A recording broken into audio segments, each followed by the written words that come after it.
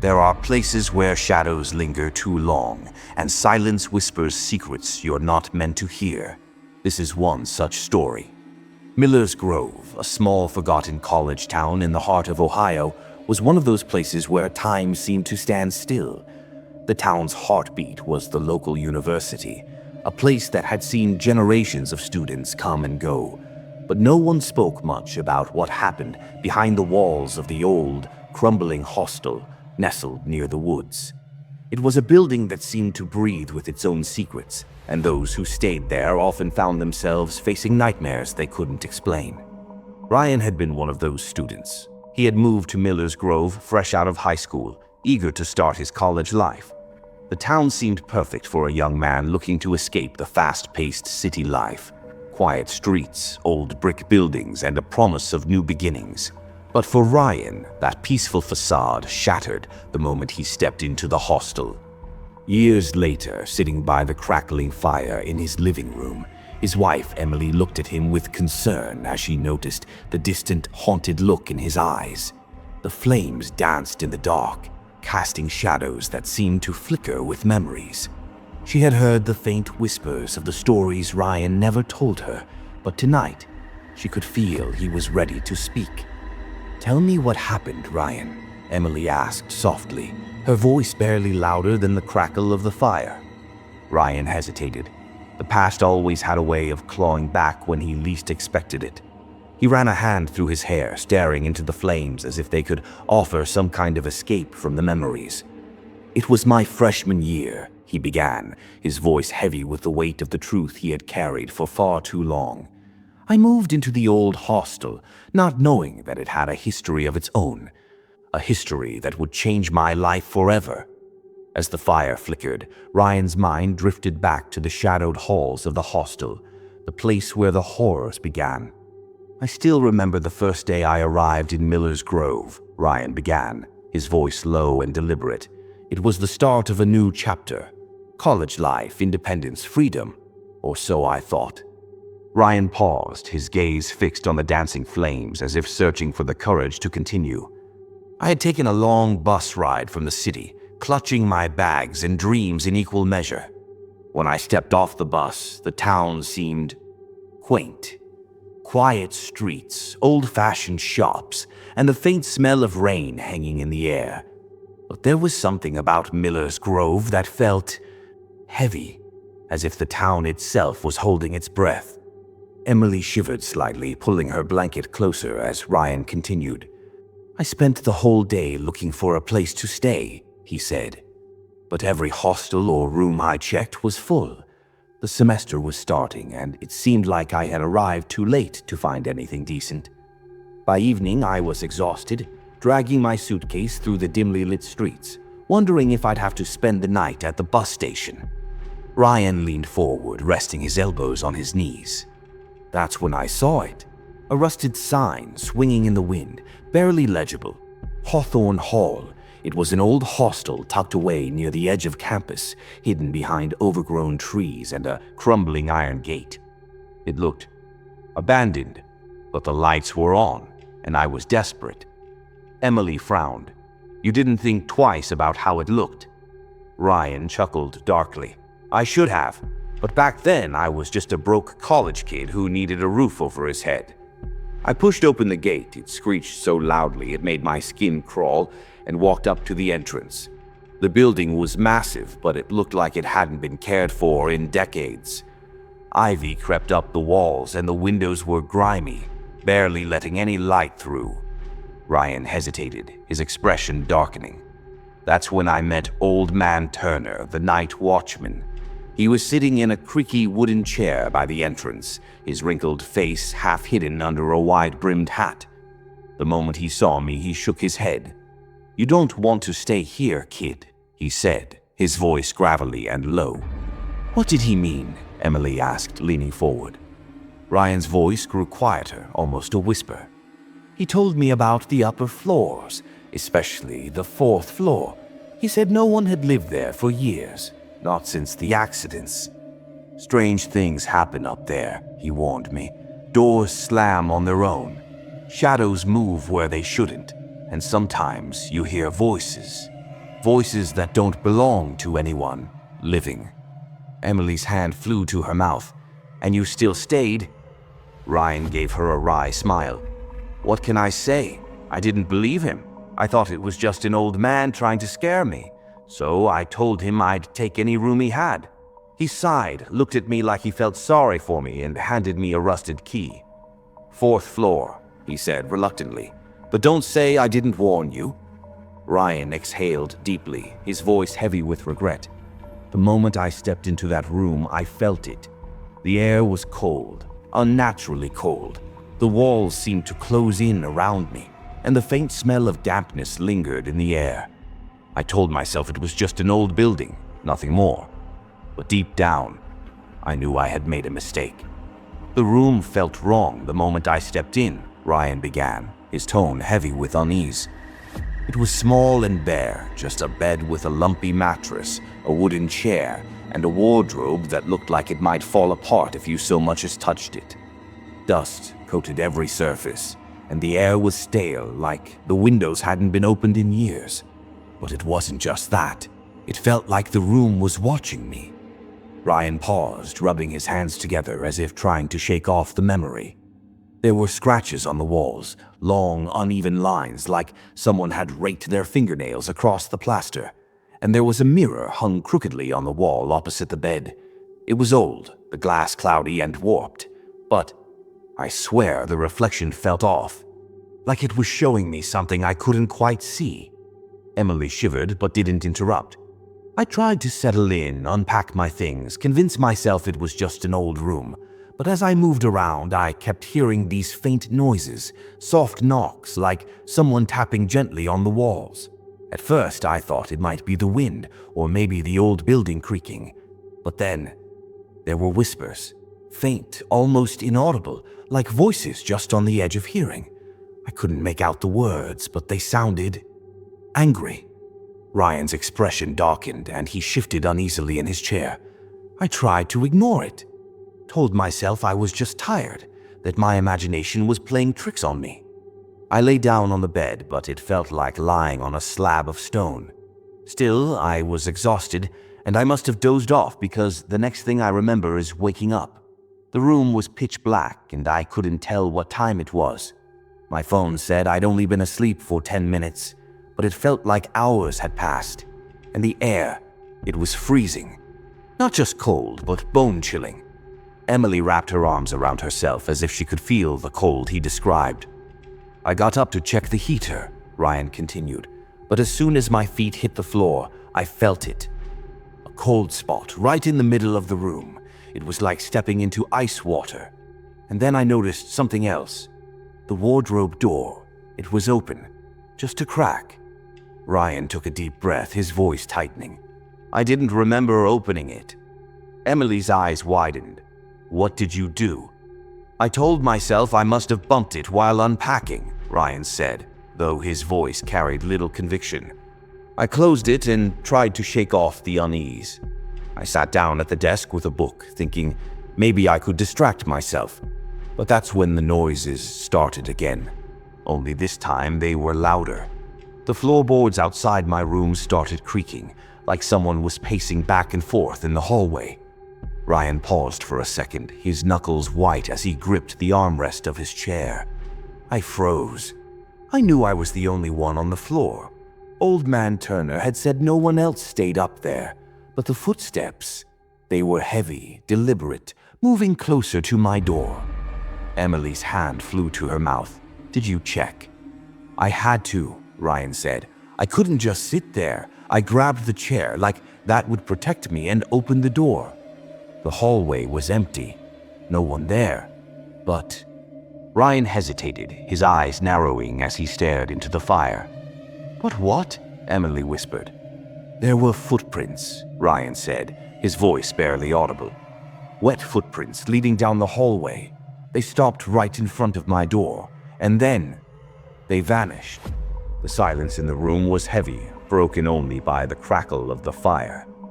I slammed the door shut and locked it, Ryan continued. I tried to convince myself it was nothing, just an old building and my imagination getting the best of me. But I couldn't shake the feeling that I wasn't alone in that room. I lay awake for hours, staring at the ceiling, listening to the silence. And every now and then, I swear I heard breathing. Not mine. Something else. Something just beyond the edge of the darkness. Ryan looked up at Emily, his face pale. That was my first night in Hawthorne Hall, and it was only the beginning. The next morning, I woke up to sunlight streaming through the dirty window. I barely slept that night, and I was half convinced I'd dreamt the whole thing.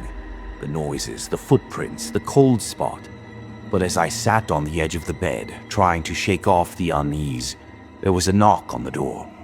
Emily tilted her head. Was it the watchman? Ryan shook his head. No, it was Alex. The hostel staff must have decided to put someone else on the 4th floor, probably because they didn't want me complaining about being alone up there. When I opened the door, he was standing there with a small duffel bag slung over his shoulder. He was tall and lanky, with messy brown hair and these dark circles under his eyes, like he hadn't slept in weeks. Ryan paused, as if replaying the moment in his head. Alex gave me this small, awkward smile and said, "Hey, looks like we're roommates." He seemed friendly enough, but there was something about him, something off.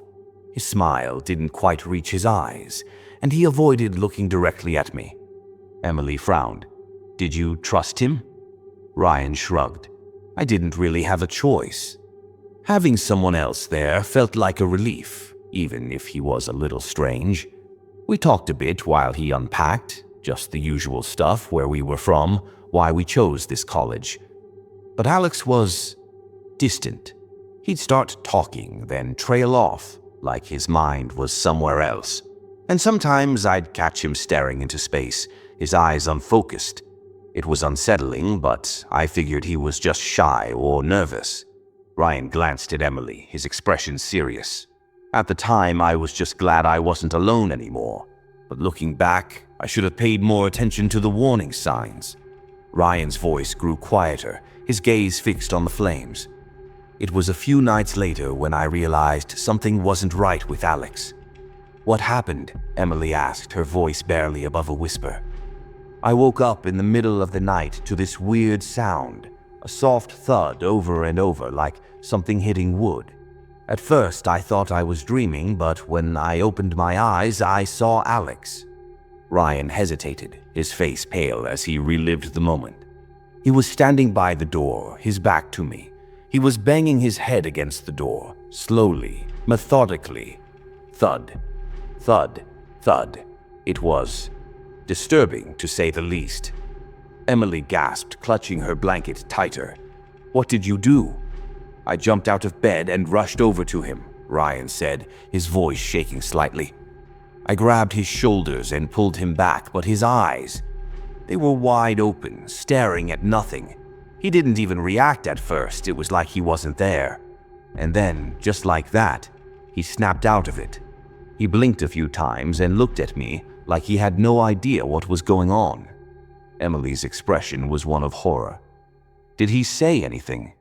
He claimed he was sleepwalking, Ryan said, shaking his head. He didn't remember anything. Not the banging, not me grabbing him, nothing. He kept apologizing, saying it had happened before, but it was no big deal. But I could tell he was lying. He was scared, Emily. I could see it in his eyes. Ryan leaned forward, his elbows on his knees, his voice barely above a whisper. That wasn't the only time either. Over the next few days, I started noticing more strange behavior. Sometimes I'd wake up in the middle of the night and see him sitting on the edge of his bed, staring at the floor. Other times he'd mumble to himself in his sleep, but the words didn't make sense. Just fragments like, "They're coming," or "It's not safe." What do you think was happening to him? Emily asked, her voice trembling. Ryan exhaled deeply, his expression dark. I don't know, but I started to feel like he was hiding something big. And the more time I spent around him, the more I felt like I was being dragged into whatever it was. I thought the hostel was the problem, but maybe it wasn't just the building. Maybe Alex was part of it too. Ryan's voice trembled as he continued, his eyes staring into the fire as though reliving the nightmare. "The second night, that's when things really went off the rails," Ryan said, his voice cracking. "I thought I was prepared for the weirdness after the first night with my new roommate, but nothing could have prepared me for what I saw." Emily leaned closer, gripping the edge of her seat. "I woke up in the middle of the night to this eerie silence. No creaking floorboards, no faint knocks, nothing. But something felt wrong. My heart was pounding and I couldn't shake the feeling that I wasn't alone. Then I noticed Alex's bed was empty." Ryan ran a hand through his hair, his voice tinged with panic. "At first I thought maybe he'd gone to the bathroom or stepped out for some air. But when I called his name, there was no answer. I checked the door. It was still locked from the inside. That's when the panic set in. I searched the room, looking under the bed almost as an afterthought. And that's when I saw him. Alex was there, crammed beneath the bed, curled up like a terrified child. He was banging his head against the floor. Thud, thud, thud. Just like before, but this time he was shivering, muttering under his breath. "What was he saying?" Emily whispered, her voice shaking. Ryan's face paled. He kept saying, don't look at it." Over and over, like a mantra. I pulled him out from under the bed, but his eyes were wild, unfocused. He pointed a trembling finger toward the window. And then I turned to look, and there it was. Alex's ghost. It was him, but twisted. His neck was bent at an unnatural angle, his body swinging as though he was hanging by an invisible noose. His eyes stared right at me, hollow and filled with rage. I couldn't breathe. I couldn't move. And then everything went black. Emily gasped, her hands covering her mouth. "You fainted." Ryan nodded slowly. "When I came to, Alex was sitting on the floor, hugging his knees. He wouldn't say a word, wouldn't even look at me. But the worst part, the window was open, and I swear I could still hear the faint creak of something swinging in the wind." Ryan's voice grew more frantic as he continued.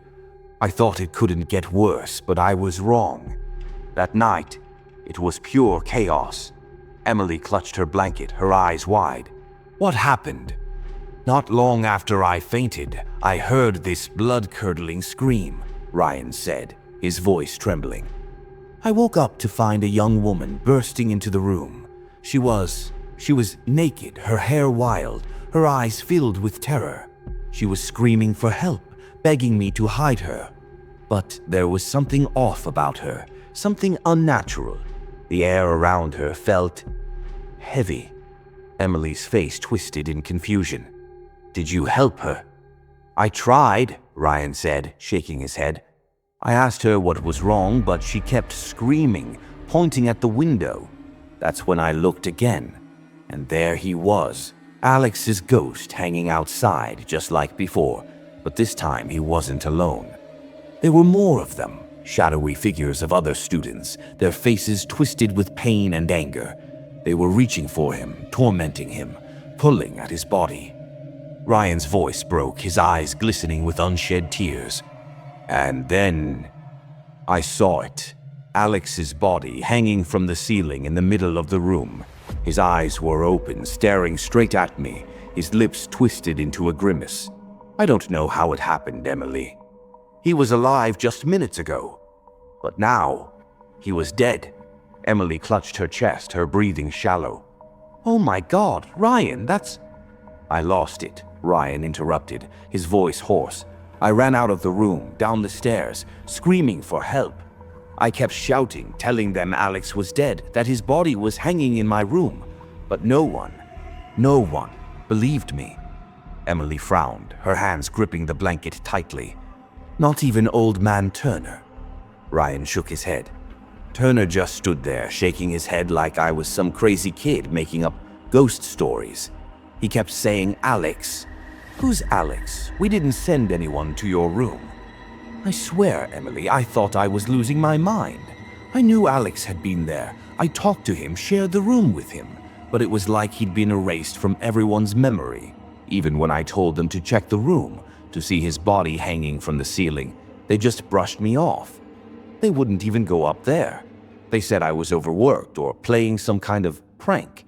And just like that, they dismissed everything. Alex's absence didn't matter to anyone. It was like he never existed. Emily's face was pale, her lips trembling. "What did you do?" "I called my dad," Ryan said, his voice softening. "The next morning I told him everything, the noises, the ghost, Alex, everything. He's always been protective of me, Emily. Even though he was skeptical, he could tell I was panicked, and he didn't hesitate. He said he was coming right away." Ryan's voice steadied slightly as he spoke about his father. "He packed up and drove down to the hostel that very day. When he arrived, I could finally breathe again. My dad's not the kind of man who takes no for an answer. He believed me, or at least believed I believed it, and insisted we perform some kind of ritual to put Alex's spirit to rest." Emily nodded. "But the hostel staff didn't allow it, did they?" Ryan sighed. "No, they didn't. The moment my dad brought it up, Turner and the other staff members flat out refused. They kept saying there was nothing wrong with the hostel, that no one had died there, that there was no spirit to appease. But I knew they were lying. I could see it in Turner's eyes. He was scared, Emily. He knew something was wrong, but he was too afraid to admit it." Emily's brow furrowed. "So what happened next?" Ryan leaned forward, his voice dropping to a whisper. "That night, after my dad left to get some supplies, I fell asleep in the room. I didn't want to, but I was so exhausted. I didn't have a choice. And that's when Alex came to me." "In a dream?" Emily asked, her voice barely audible. Ryan nodded. "It was so vivid, Emily. I was standing in the room, but it wasn't the same. The walls were cracked and covered in graffiti. The air was cold and the light was dim. And then, out of the shadows, Alex appeared. He looked different. He wasn't twisted or deformed like before. He looked like himself, calm, almost peaceful. He sat down across from me, and for the first time, he spoke clearly. He said, 'Ryan, you don't need to do this.'" Emily tilted her head. "Do what?" Ryan exhaled deeply. "The ritual. He told me it wasn't necessary. He said if he'd wanted to hurt me, he could have done it the first night I arrived, but he didn't. He said it was because of my kindness, my good nature. He said he saw something in me that reminded him of who he used to be before everything went wrong." Emily's eyes glistened with unshed tears. "What did he mean? What went wrong?" Ryan's voice grew heavier, his tone filled with sorrow. "Alex began telling me about his life and his love story. He said he had been a student at the hostel years ago. He was a quiet, reserved person who kept to himself, making him an easy target for others. Some of the students bullied him relentlessly. They locked him in closets, stole his belongings, and spread cruel rumors about him. But in the midst of all that misery, there was one person who brought light into his life, a girl named Sarah. She was kind to him, Emily. She didn't see him the way the others did. She saw him for who he really was. They fell in love, and for Alex, she became the one bright spot in an otherwise dark and lonely world." Ryan paused, nervously rubbing his hands together before continuing the story. Then he said, "One night, Alex and Sarah were together in his room on the 4th floor. It was late and the rest of the hostel was eerily quiet. They thought they were completely alone. In that moment, they were intimate, sharing a connection that Alex said he would never forget. But what they didn't realize was that the window was slightly ajar, the curtains swaying just enough to give someone outside a glimpse of what was happening inside." Emily's eyes widened in horror. "Someone saw them?" Ryan nodded grimly. "A boy from the hostel saw them. Instead of respecting their privacy, he ran to gather a group of students, those same cruel boys who had been tormenting Alex since he arrived. They laughed and joked as they crept up to his room. Alex said he and Sarah were completely unaware of what was about to happen." Ryan's voice grew heavier, filled with anger and sorrow. "They barged into the room, Emily, a whole group of them. Alex tried to stop them, tried to cover Sarah, but they overpowered him. They pinned him down, forcing him to watch as they...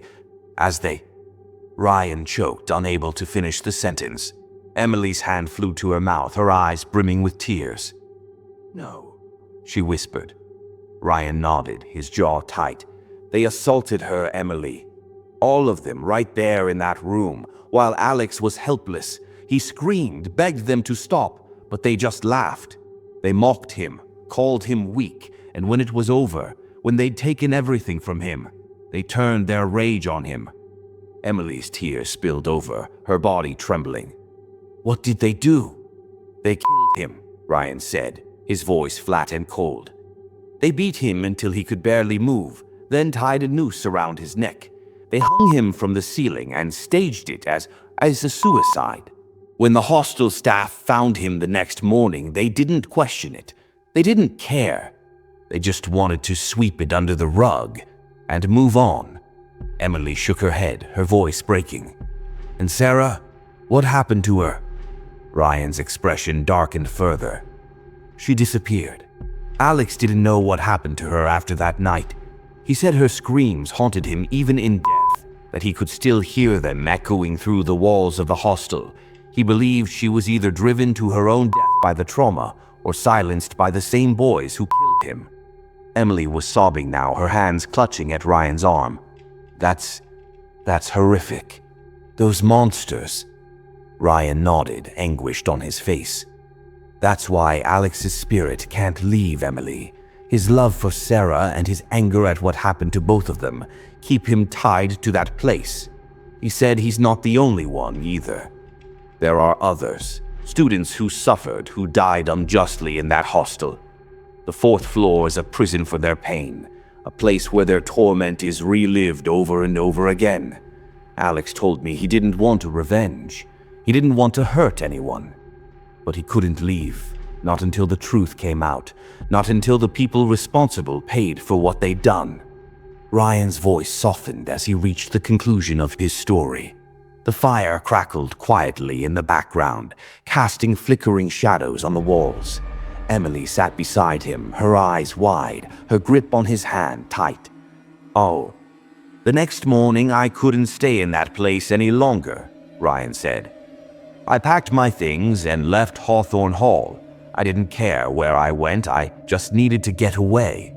I found a room in another part of town, far from the hostel and its horrors. But even though I left, Hawthorne Hall stayed with me." Ryan took a deep breath, his gaze distant as if staring back through the years. Every creak of a floorboard, every flicker of a shadow, it reminded me of that place, of Alex, of what happened to him. I couldn't sleep for weeks. I'd wake up drenched in sweat, haunted by nightmares of that night, of Alex's ghost, of the screams that still echo in my mind. Emily leaned in closer, her voice soft. "Did you ever go back? To check on the hostel, on the 4th floor?" Ryan shook his head. "No, I couldn't. But I heard things, rumors from other students. No one dared to stay on the 4th floor after I left. The staff kept it sealed off, claiming it was for renovations. But everyone knew the truth. Hawthorne Hall became infamous, and eventually students started avoiding the entire building altogether. It's still standing, but it's like a skeleton, a hollow reminder of the pain and suffering it holds. But Alex, I think about him sometimes. I wonder if he ever found peace. I hope he did. He didn't deserve what happened to him.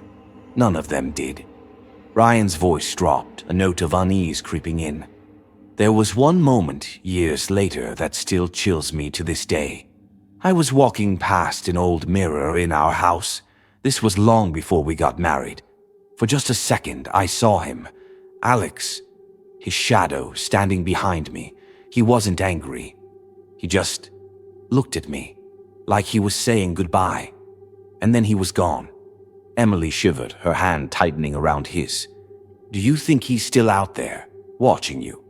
Ryan gave a small, weary smile. "I don't know, Emily.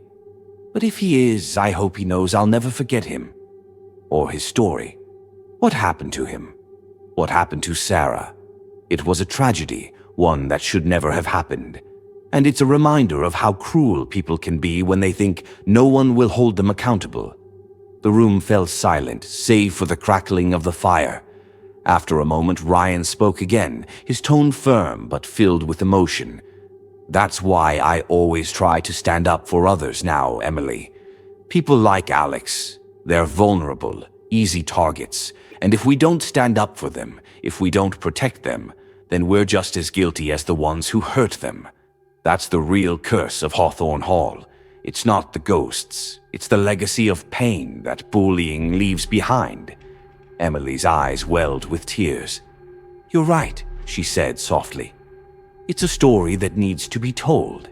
People need to understand the damage they can cause, and they need to do better." Ryan nodded, his gaze steady. "I hope so. Because if there's one thing I've learned, it's that the shadows of the past never truly leave us. But maybe, just maybe, we can learn from them." The fire dimmed, the room growing darker as Ryan's story came to an end. Outside, the wind howled, and for just a moment, Emily thought she saw a shadow move across the window. But when she turned to look, it was gone. Ryan placed an arm around her, pulling her close. "It's over now," he said, his voice barely above a whisper. "At least, I hope it is." So friends, this story ends here. I hope this story gave you chills and kept you on the edge of your seat. Don't forget to hit the like button and subscribe to our channel for more spine-tingling tales of horror and suspense. Share this video with your friends who love a good scare and let them join you on this journey into the darkness. Remember, the more you share, the more shadows we uncover together. Stay tuned. The next story might just haunt you in your dreams.